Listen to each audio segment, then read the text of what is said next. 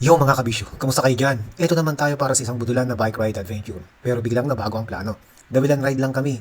Dahil puro commitments at bantay asawa ko. Alam niyo naman, di pwedeng malate umuwi, baka may mangyaring gulo sa bahay.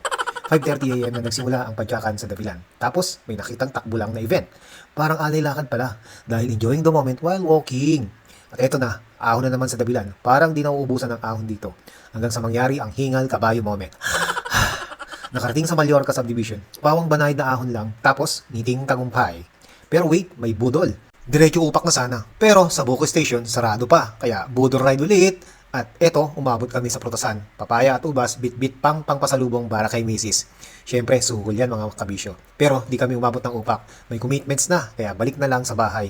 Sa kabilang banda, may nakasalubong kaming si Kabomba. Nagpa-picture muna kami bago lumusong sa Dabilan. Ganyan kami kasi sa ride, kahit muntik nang maging budol. Kaya sa susunod na ride, abangan nyo, baka maging Budol Chronicles na ito. Ride safe mga kabisyo, bisyo na to!